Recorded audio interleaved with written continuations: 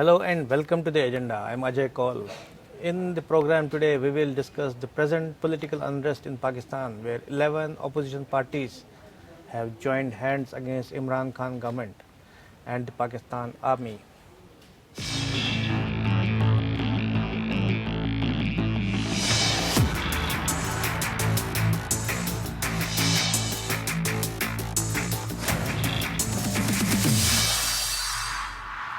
Pakistan is currently witnessing a political upheaval.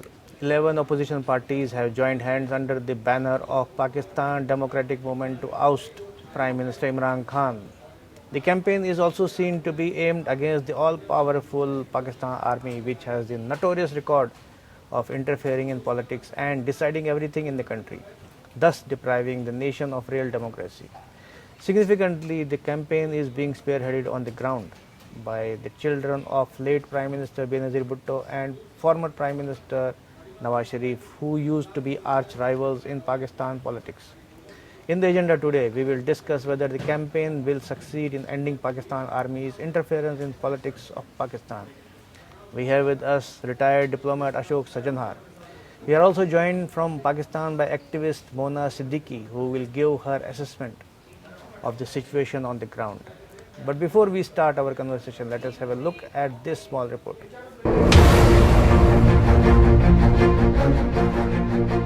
Over the last few days, mass protests have been rocking various cities of Pakistan against Prime Minister Imran Khan. The protests are being held under the banner of Pakistan Democratic Movement or PDM, a newly formed alliance of 11 opposition parties. The first rally organized by PDM was held at Gujranwala last week and the second in Karachi yesterday. This rallies witnessed huge turnout and attacks on Khan as well as the powerful Pakistan Army Chief General Qamar Bajwa for indulgence in politics. Three-time former Prime Minister Nawaz Sharif, who addressed the rally through video conference from London, made direct attack on Bajwa, blaming him for the ouster of his government, pressurizing the judiciary and installing the current government of Imran Khan through rigged election in 2018. While Sharif, the chief of Pakistan Muslim League, is patronizing the PDM for foreign shores, his daughter Maryam Nawaz and son of late Prime Minister Benazir Bhutto, Bilawal Bhutto, are spearheading the PDM on the ground in Pakistan. Maryam hit out at Khan at the Karachi rally, saying, "When you are pressed for answers, you hide behind the armed forces. You coward. You bring disrepute to the army. You use them to hide your own failures. Who gave you this right?" She also said that the PDM was not against the army, but only some of its generals. Bilawal Bhutto, while attacking Imran Khan, said this incapable and clueless Prime Minister will have to go home. Pashtun Tahaffuz movement leader Mohsin Dawar, who was a surprise speaker at the rally, said, "I consider this government to be worse than the dictatorship because they have placed a Prime Minister as a punching bag. In reality, the decision makers are the Pakistan Army and its agencies." Although the PDM has begun well, it needs to be seen how long it can go and whether or not it will succeed in its campaign. After all, the all-powerful army chief won't sit quietly if there is a challenge to his interest and authority. Bureau Report. Now let's welcome our guests Mona Siddiqui from Pakistan and Ambassador Sajanhar from Delhi. So my first question will be to Mona Siddiqui. What is the significance of this Pakistan Democratic Movement and why was it required? Hi Ajay, thank you Hi. so much for inviting me to your show. I'll be speaking from my personal perspective on Pakistan Democratic Movement, which is nothing new. It's a political phenomenon, but nothing new to Pakistan and its political history. how I'm looking at it is as an unholy alliance against the holy cows that rule the East. It is a struggle for not just the country's socio-economic revival, but also to restore public faith in democracy, which is fast fading as the alt-right narrative is taking root in Pakistan. Again, not speaking on behalf of my fellow countrymen, but I think I share the sentiment right now that Imran Khan is a symbol of quasi-dictatorship. And if Pakistan Democratic Movement is successful, and that is its significance, that if it is successful in unseating him through a constitutional expedient, it will definitely send out a very strong message to all the undemocratic forces in the country that public vote cannot and must not be undermined any day. But that said, Pakistan is still awaiting its homegrown colored revolution, which it experienced for the first time in 1968 to bring down General Ayoub's regime. And given the state of affairs and affairs of the state, the time is just right for a social uprising. So I think the significance is actually the timing of the movement when it has started, and also towards the end that it's looking at. Okay, before I come back to you, I'll ask Ambassador Sajjan Har how he sees the situation in Pakistan unfolding. Well, first of all, thank you, Ajay, for inviting me to this program. Welcome, by our pleasure, sir. Yeah, please. And the way I look at it is that I think it is a time of reckoning for the Prime Minister, Mr. Imran Khan. You know, he has been in a position for just a little over 2 years, and he has expended all the political capital and all the support that he had, which to begin with amongst the people, as I look at it, was not significant, not substantial.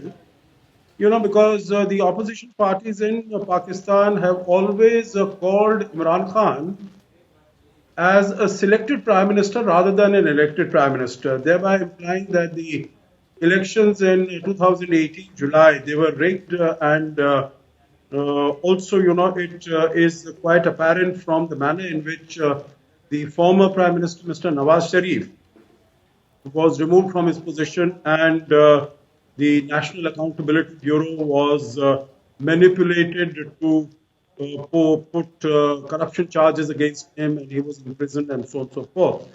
It did not definitely appear as if everything was being done constitutionally or with full sense observance of law and justice. So I think there are two aspects. One is that all the 11 major political parties of Pakistan, PMLN, Pakistan Muslim League, Nawaz Sharif, the Pakistan People's Party, and as you said very correctly, these parties are being led by the children of the former heads of these parties and prime ministers of the country, Bilawal Bhutto and Maryam Nawaz Sharif. And in fact, the husband of Maryam Nawaz Sharif was arrested from Karachi. Right. And that is by breaking the door of his hotel room, meaning I have never seen anything of that nature. He was inside with his wife, with Maryam, and then at night they came, they broke open the door and then arrested him, meaning is this the way that police is supposed to behave, or is it a message that is being sent to the people that anyone who tries to raise their voice against the establishment, against the government, this is the sort of behavior that they will have to confront, this is what they should be prepared for. So the first is that all 11 parties have come together, and the second is that I think it's for the first time that the army itself is the target of attack of all these parties. You know, in the past, right, army has always been sort of, you know, from the background. They've had all the power with none of the responsibility. And this is the same case in Imran Khan's case also, because they propped him up to become the Prime Minister. But now all the parties, whether it was last month when the Pakistan Democratic Movement was set up, what Mr. Nawaz Sharif said, or on the 16th when the Gujranwala protest took place, or even yesterday when the Karachi protest took place. So everyone is targeting the army, and everyone knows That it is basically the army which has been manipulating the political parties in Pakistan. So I think these are very significant elements of this movement. Okay. So I'll come back to you, Monak Siddiqui. As you heard Ambassador Sajjanar saying that the target has been the army, although army has been always in the shadow, but everybody knows. And I will also like to ask you why Imran Khan is described as a selected prime minister, not elected. I think, can you repeat that question? Why Imran Khan Is described as selected prime minister, not elected. I think why Imran Khan is a selected prime minister. Yeah. I think it's quite an open secret because if you look at the narrative that is coming out from PDM's platform, it keeps reiterating that how public vote was stolen and public mandate was stolen on July 25th, 2018. And there are forensic evidence available with the agencies, with the right people, that shows how technically, the balloting results were changed on the ground on the eve of results of general elections. So, and then I think also Imran Khan, because I think he's still quite naive, and there's so much hand-holding that he doesn't think from his own mind. But I think the way he keeps stirring and he keeps reinforcing the fact that his government and military are on the same page, and this is for the first time it has happened, it quite shows and it emphasizes and it solidifies opposition's narrative that actually his government is all Pakistan Army's doing. So I think which is why it's a popular belief now that he is more of a selected, he's the chosen one and not really the elected one in Pakistan. So Mona, I will also like to ask you, people, I think I understand that people of Pakistan have been really waiting for years and decades for the real democracy. As I understand, no prime minister has completed his full tenure of 5 years because of army's indulgence. So do you think Pakistan will ever see the real democracy? I think real democracy is, I think it's a distant dream now, even if you look at how things are shaping up, how democracies are failing and how righteous regimes and righteous mentality, they're on the rise. You really can see that no real democracy is existing. In Pakistan, with regards to Pakistan Democratic Movement, I would just like to say that it may foster strength and political will to keep the military out of national politics, which actually means that we have real democracy, but it's really easier said than done. And the PDM parties and the allies on this platform, they will be drinking the Kool-Aid here because Pakistan's geopolitical and geostrategic position does not allow its politics to break away from the control of the army. But I'd say that if PDM is able to even remotely contain army's intrusion, it might give some respite to the ailing democracy in Pakistan, though I really think that this may still not be the case, because I think the genesis of Pakistan's creation, of democracy in Pakistan, they're very contrasting. We call ourselves republic, and at the same time, we are aspiring democracy in Pakistan. So these are very, it's a debate for some other time, maybe, but I think we see a lot of disconnect between, how Pakistan was perceived and then how Pakistan's statecraft has basically evolved since its birth.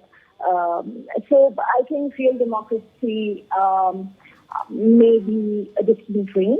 However, I would really like to acknowledge here and also emphasize that as of late, we've seen Pakistan's judiciary reclaiming its role in the state affairs and ruling out very boldly and impartially.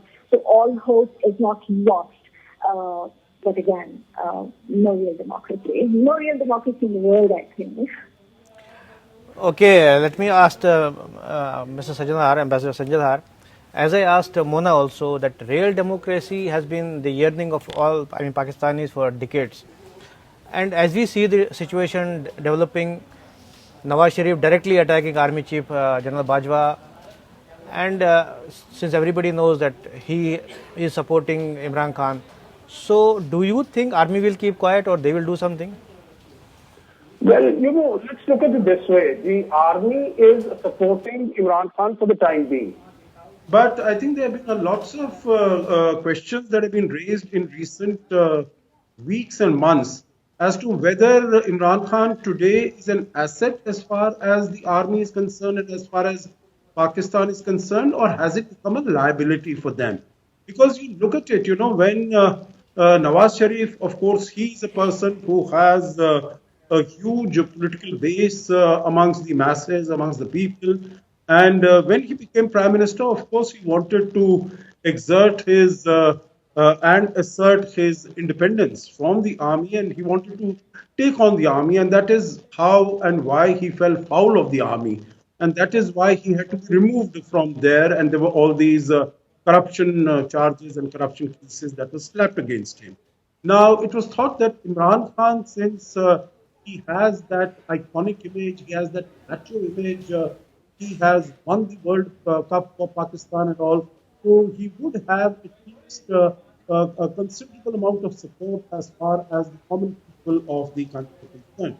Of course, without any political base as such. But, the general support amongst people of the country, and that is why he was brought into that position. But if you look at the 2-year plus record of Mr. Imran Khan, I think it is not anything to be proud of. You look at the economic situation as far as the country is concerned, whether it is inflation, whether it is GDP growth, whether it is investments, the productivity, everywhere Pakistan has been failing. The condition of people, economic condition of the people is deteriorating and has got much worse. Even in the international arena also, what were absolutely the best friends as far as Pakistan is concerned, Saudi Arabia, UAE, the relations with them have been spoiled. Right. We are all aware of what Shah Mahmood Qureshi said and so on and so forth. And the manner in which Imran Khan had spoken out against the China-Pakistan economic corridor, the corruption that is going on there, and the fact that many of the projects are really not needed. But after coming in, he has sort of, gone even more in the web of the CPEC and the debt trap that China is placing Pakistan under. So also as far as, so to say, take on India in the international arena, he's been a dismal failure. He tried in the Human Rights Council last year. He tried in the UN General Assembly when he went on a rant for more than 45 minutes last year. No country supported him. No country supported him this year also. And he stares at either getting into the blacklist of the Financial Action Task Force, the meetings of which start on the 21st, or at least being retained on the grey list. So there also, he's really not been neither at the international level nor at the domestic level.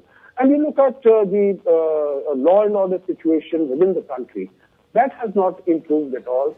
The control of the army has further increased. His own independence is very, very limited. So the army could think that he might have been a useful tool, a useful instrument at one time when he came in.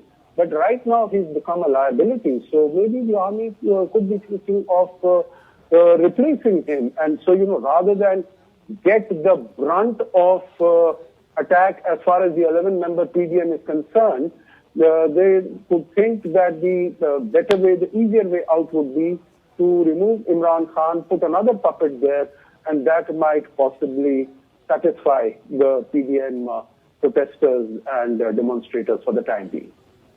So Mona, I'll come back to you.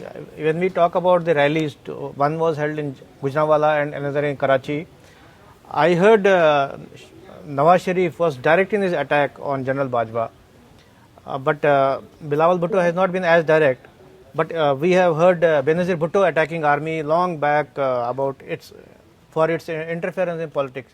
So do you think any new thing is happening, or will this campaign succeed? What is your view on this? I'm very sorry. You'll have to repeat that last part of your question to me because you were. What I wanted to ask is that we heard Nawaz Sharif directly attacking Army Chief General Bajwa, and we have heard Benazir Bhutto long back in Parliament talking about Army's notorious role of interfering with politics and doing whatever destabilizing elected governments. So what do you think is new this time, and will this campaign succeed? PDM, will it succeed? Okay, so just adding very quickly to what Ambassador Saab said earlier, Pakistan's real issue of common citizen is not really military's involvement in Pakistan's state of affairs, because I think if military is able to deliver through Imran Khan on economic indicators and actually rise the economy, I don't even think so common citizens would mind military taking over completely of the state affairs. So right now, I think there's many moving parts on the ground right now while PDM is marching out, while they want people, to join their voice. Coming to your question about Nawaz Sharif, we are witnessing Nawaz Sharif's politics taking a leap of faith.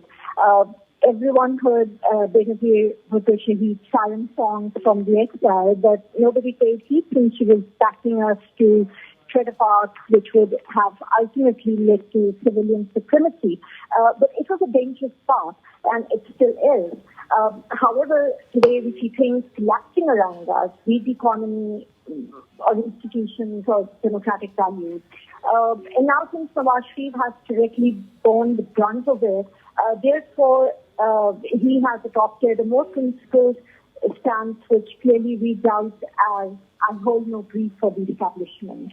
So I think the difference is now that if again, as I said, that this is an unholy alliance. You'd be seeing for the first time last night, we had dissenting voices coming from Fatah and from Balochistan. Even one of the allies of Imran Khan, Akhtar Mengal, he broke off from PTI's alliance in the government, and he has joined forces with PDM. So I think you can see a lot of shifts now in Pakistan's domestic politics. It's